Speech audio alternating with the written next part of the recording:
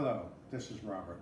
It's been a while since we last spoke, and I want to take the time to wish you all a Merry Christmas and Happy New Year. Now, when it comes to investing, be it stocks, bonds, funds, or real estate, carelessness can result in financial disaster.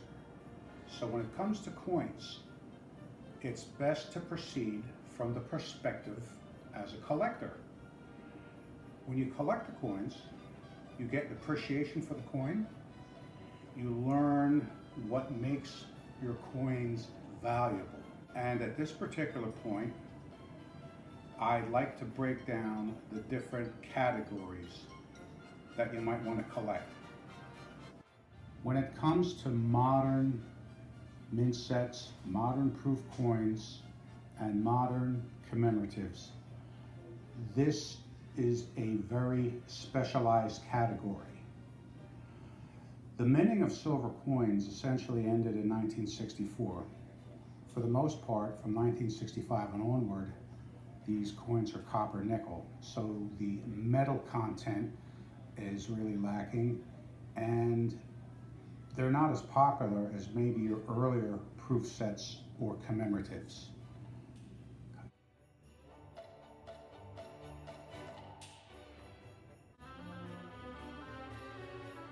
Another category that I want to talk about is junk silver.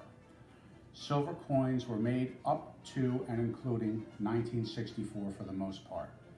These are coins of all denominations, dimes, quarters, and half dollars, that are in lower grade and with high mintages. So the value of them as coins is minimalized. However, the real value is the value of the metal.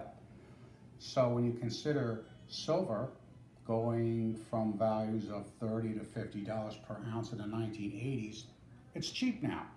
So it could be considered a value to buy. Of course, the downside is if silver prices drop. Again, your value is tied to the metal. Similar to your junk silver, of course, is your gold and silver bullion coins. Now, granted, there might be certain dates that might have a slight premium because they're minted as coins, but then again, the value of the coin is on the basis of the value of gold and silver. If silver is cheap, then there's an upside to the coin. Likewise, the value of gold. Of course, if the value of the metals decline, then of course there's a downside to the value of the coins. The next category is what's known as certified coins or slab coins. These are coins that are sent out to professional grading services and graded. Now, the advantage is when it comes to the super grade coins that they're going to be given a high value. And if they're cracked out and resubmitted, it's very possible that you could see an increase in value of these coins. Again, we're talking about super grades, anything above mint state 65, let's say mint state 66 to mint state 69. The downside is if you crack them out for resubmittal and maybe you send a mint state 66 for regrading, the downside is if it's regraded at a mint state 65, you stand to lose money. So as there is an upside, there's also a downside. Now, all I can do is give you an opinion, and it's just an opinion, and it's only my personal opinion. You collect what you like. That's the joy of collecting coins. My personal favorite happens to be the classic coins, the pre-1965 classic coins, date and mint mark series, the scarce and the rare dates particularly, such as the 1909 SVDB, the 1909S, the 1877, the 1908 and 1909 S Indian head pennies, the 1921 Mercury dime, and so on.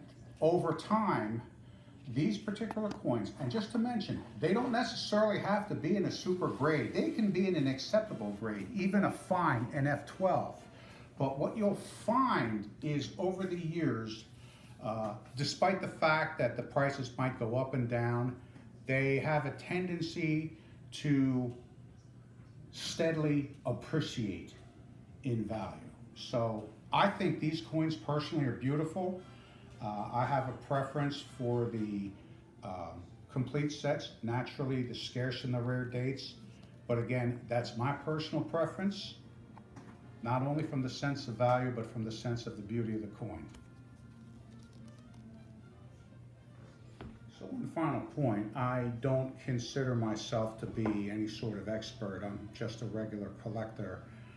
But I would think that any seasoned collector who spends many years in the hobby of making intelligent purchases of quality coins, the best grade that he or she could possibly afford, you will find that the value of your coins will appreciate.